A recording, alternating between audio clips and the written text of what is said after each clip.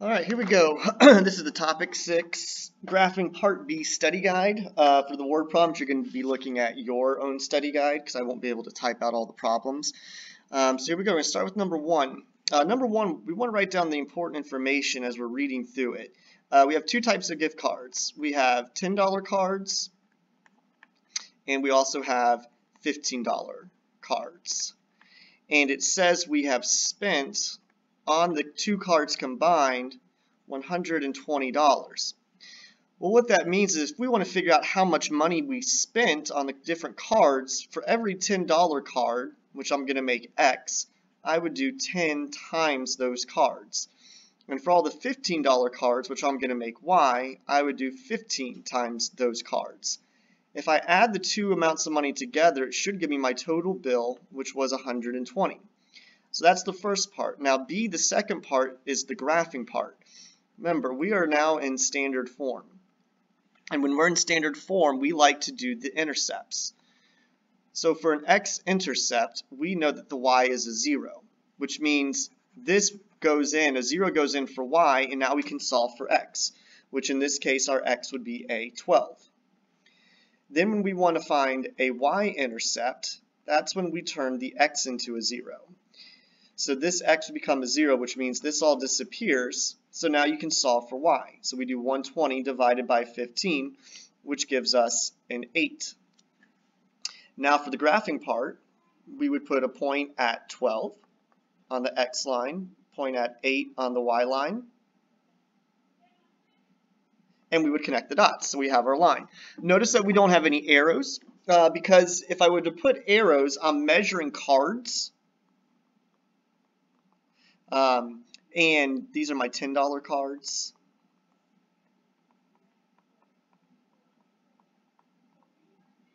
Those are my $15 cards. And so if you're measuring the amount of gift cards, you can't have negatives. That's the reason I don't have any arrows. All right, number 2. And for number 2, when we take a look at this, the information that they're telling us is that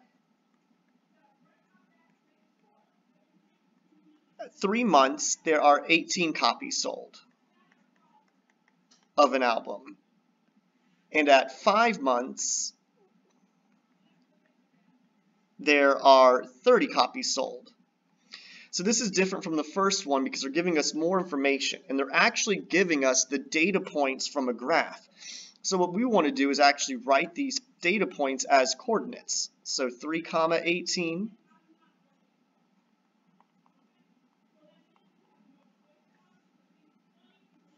And 5, 30. So from here, the easiest way to write an equation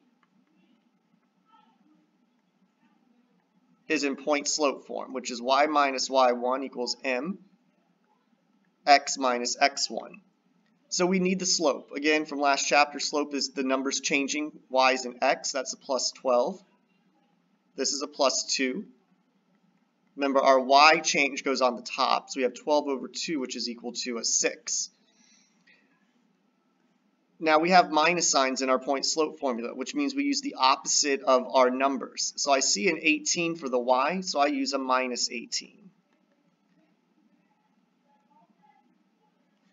I see a 3 for the x, so I use a minus 3. Or you could use the second point, which would have been y minus 30 equals 6, x minus 5. Or you could change these to slope-intercept form or standard form, but I just used these two because that was just the quickest way to get there. Then on B it says if he keeps selling albums at this rate, how many albums? So let me go up here. One last thing I need to do up here, even though it's kind of self-explanatory. X were the months and Y were the albums and the copies. So this one on B says how many albums? Well, since they're saying how many albums, I automatically know that I'm going to have to solve for the y value because they're not going to give that to me. So we're not going to know what the y is. But they have to give me something else. They say 1.5 years. Well, that's going to be my x value. But one thing we have to remember is x were in months.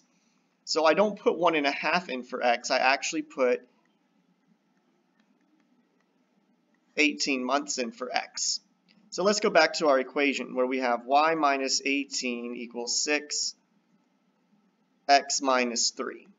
So I'm going to take the 18 and plug it in for x, since that is the variable for months. So I have 6 parentheses 18 minus 3, y minus 18. So I have y minus 18 equals 6 times 15, because I just did 18 minus 3. 6 times 15 is going to give me 90. Add 18 to each side, and I get y equals 108. So he would sell 100, or Miss Oglesby would sell 108 of her Smash album, Where's Your ID, after 1.5 years. All right, on to our next page. We start talking about correlation. And for number 3, we are comparing study hours versus GPA. Now, there's some good reasoning. I would take a few different answers on this based on what kind of reasoning you gave me. But if you were a betting person and I gave you 100 people to pick from and you had to pick which ones had the highest GPA, most people would pick the people who put more time in studying. Because we tend to think, and it's not always true, but there is some correlation that when study hours increase, GPA will increase. And when that happens, we call that a positive correlation. Now for number 4, we're comparing two things. We're comparing population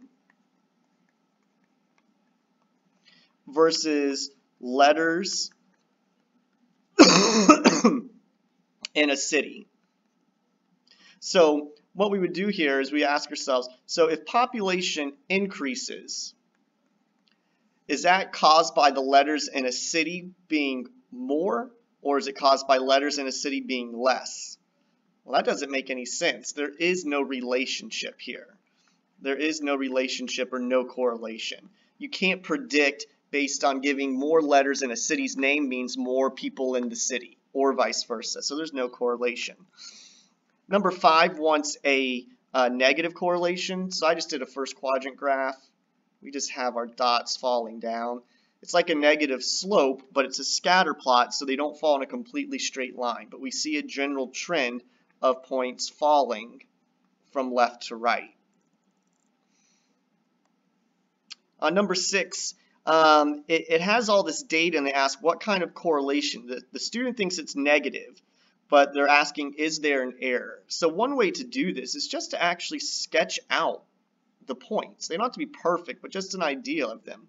So the first one was like at 10, 1. So 10, 1. The next one's at 7, 0. So we'll say that's around 7, 0. Then we had one at 5, negative 2. And I'll do one more of these. I think we see what's going to happen here. 4, negative 4. So if we read this picture from left to right, like we read everything, we see that these points are tending to go up, which means we have a positive correlation. They thought it was negative correlation because both things were decreasing. But if you think about it, 2 decreases would make an increase in terms of reading a graph from left to right. So it is positive correlation. But when in doubt, actually graph the data points on your paper and then read them from left to right. Number 7. Okay, so when we have absolute value, which is y equals a, x minus h plus k, our vertex is located at h comma k. And the thing we got to be aware of is this right here, the minus sign. This says use the opposite number for your vertex itself.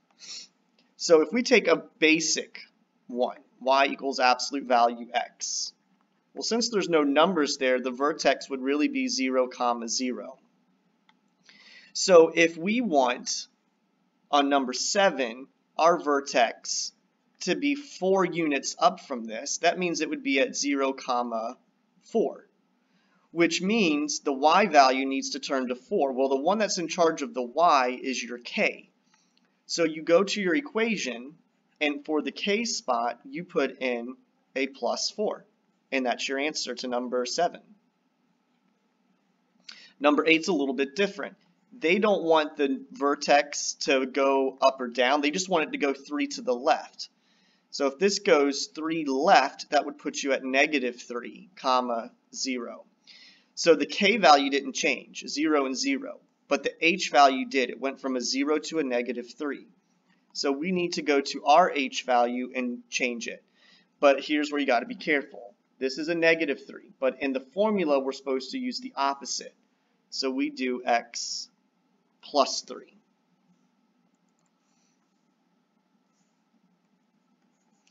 Number 9, we have y equals -x minus 1 plus 2. So a vertex, again, we got to be careful with that formula. The vertex formula has that minus sign in it. So we'll highlight that again. With that minus sign, it means you take the opposite of the x value. So the opposite of -1 is +1. We use exactly what we see for the y, so it's +2. Then it says is it open up or down. Well, here we have a minus sign in front of the absolute value bars, which means the vertex will point down. If it would have been a positive number in front, the v would have been going up, but in this case the v goes down. Number 10, we actually graph one of these. I'm not going to do it on graph paper. I'm just going to do a quick sketch. So we have y equals absolute value x plus 1 plus 3.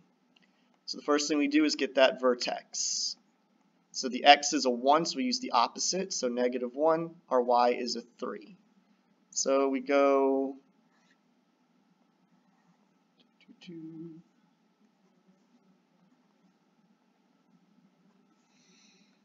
so -1, 3, 1, 2, 3.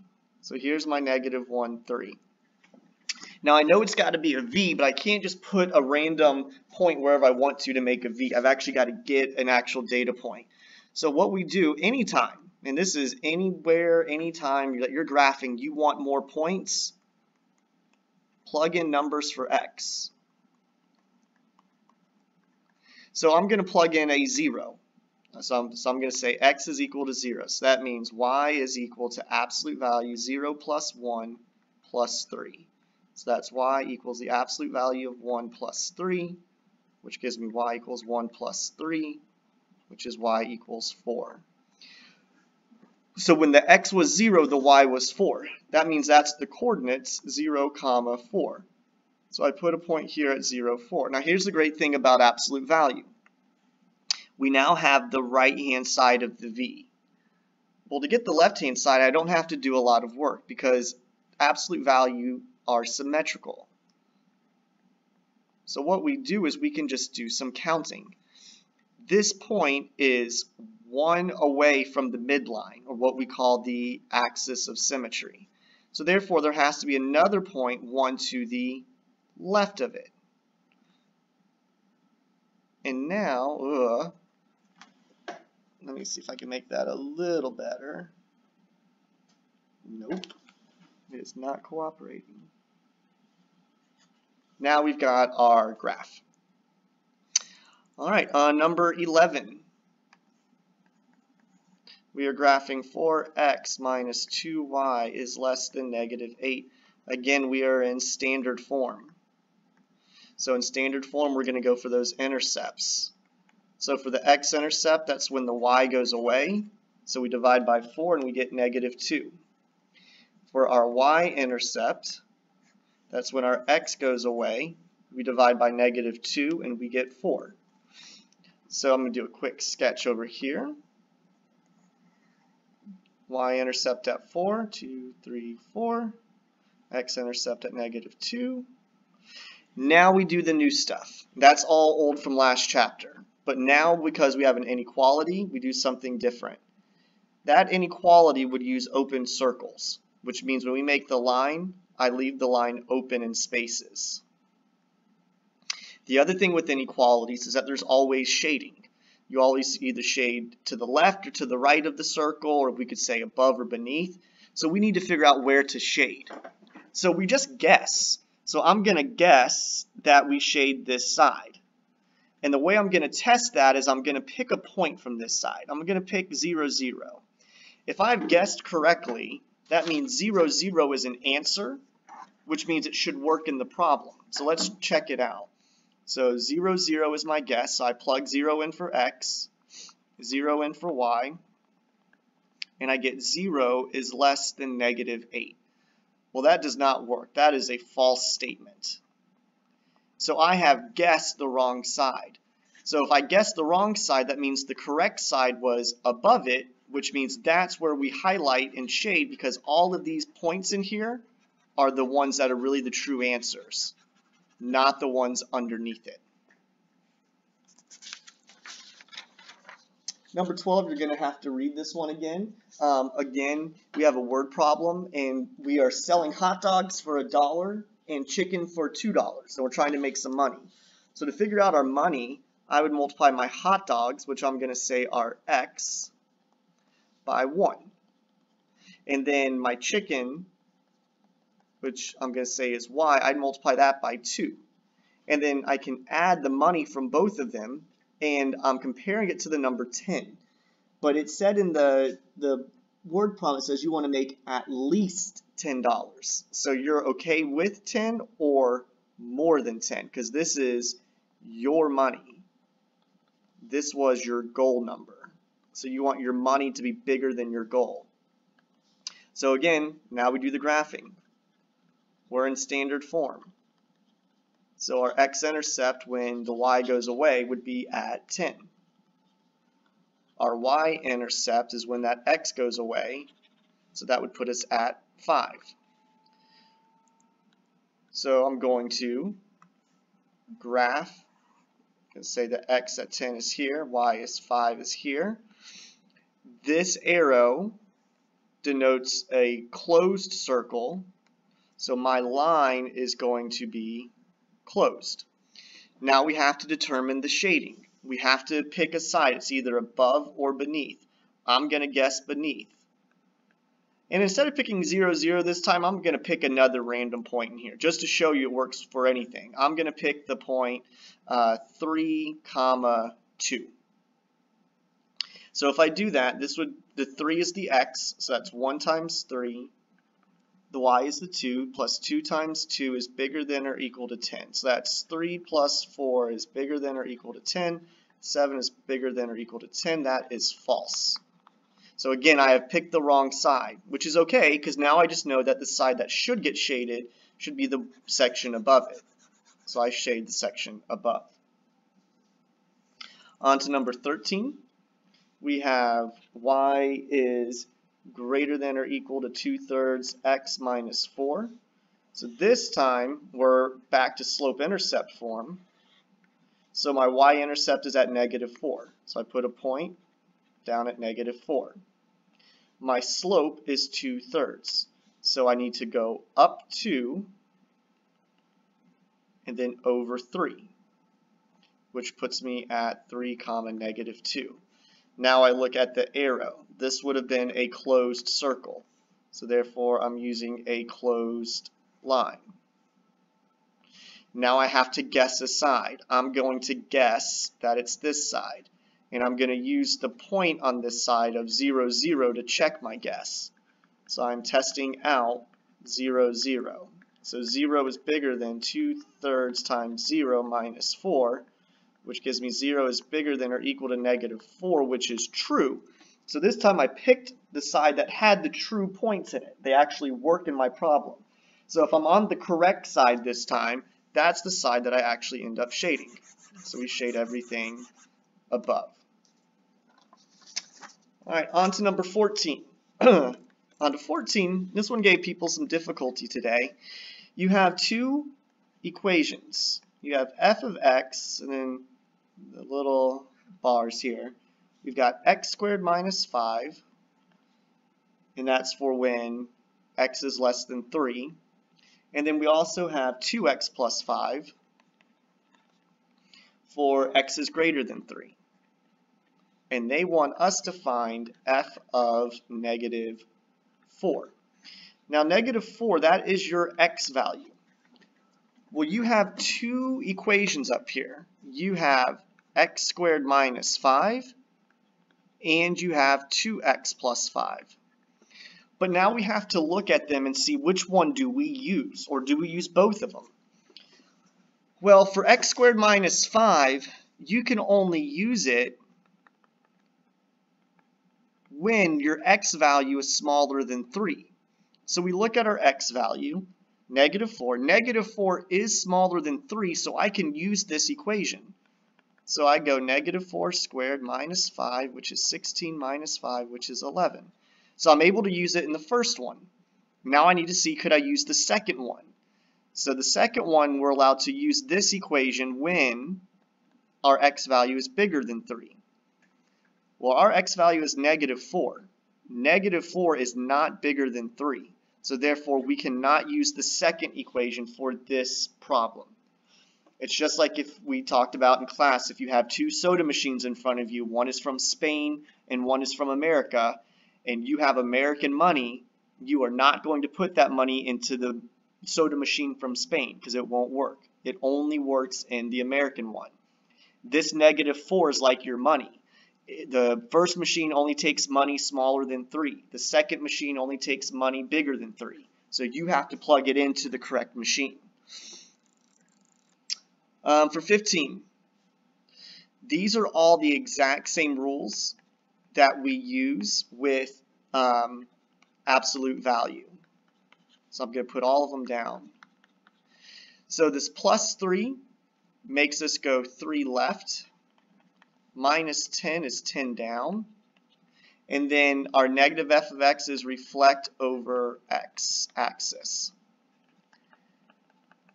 So remember, your outside number does vertical exactly. Does vertical exactly what you see. So this was an outside number, so it was 10 down. Your grouping number, your group number, or we say the number with x, does horizontal. And it does the opposite of what you see. So if you see a plus, it actually moves you left. If you see a minus, it actually moves you right. And then the negative, a lot of people like to say that this is the flip transformation, but we have to say reflect over the x-axis. All right, for 16, we're going to have to skip that one because it's too hard to talk about visually, and I can't put that picture into this software right now. But if you have questions on 16, make sure you see me before we start the test on Friday. But we will do the last one, which is 17. And there was a typo in 17. So if yours doesn't match up perfectly with mine because of the typo, that's okay. Here are the equations we're going to be using. We've got 12, 19, 25. And then this says x greater than 0, less than 2. Then we've got x greater than 2, less than 6. And then this is where the typo, it had a 10 on your paper, it should have been a 6. X 14. Okay, so here we go. Remember, this f of x is like really a big fancy y equals. So for my first one, we'll do this y equals 12. So it says y equals 12. And when we do piecewise functions, remember I just said make the whole entire line. So here's 12, I'm going to say. So y equals 12. Here's the whole line. All right. Now, these numbers of your x's, that's where we are going to cut our line at. We're going to cut it at a 0 and at a 2. So I come here. I'm going to cut this at 0 because that's the x value of 0. And I'm going to say this is the x value of 2. So that's where I cut it. Now we figure out, well, what do we keep? We want the section between the 0 and the 2. So I'm going to erase everything to the right of the 2.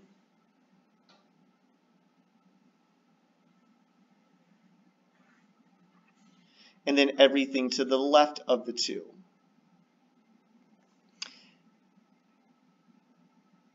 Then I need to figure out what kind of circles,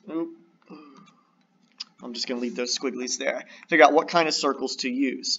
So based on the inequality signs, both of these would be open. Open. So I use, actually no, because this is, I wrote it down wrong. This should be a greater than or equal to. So let me write it in correctly. There we go.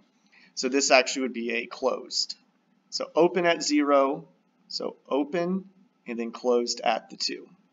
Now we do the next line, same process. We make a line at 19. So I'm going to say 19 is right here. So I make the whole line. Then it says we're going to cut it at 2 and 6. Well, I already got 2, so let me just say 6 is right around here. So I cut at 2, cut at 6. This again, I want the stuff in the middle. So I'm going to erase the stuff on the outsides of it. So I'm going to erase this part, going to erase this part, going to get rid of the cut line here, here, and then all of that gets erased too. Now we look at our circles. Both of these should in fact be open circles. So I open, open. And then finally I go to my last one, which is 25. So we'll say 25 is up here. So I'm going to make the whole line again. And this is again where I'm going to cut it. I'm cutting it at 6 and 14. Well, I've already got the 6 marked, so cut there. Let's say 14 is down here, so I cut here. Again, they want the numbers bigger than 6, less than 14, so that's the stuff in the middle. So I'm going to erase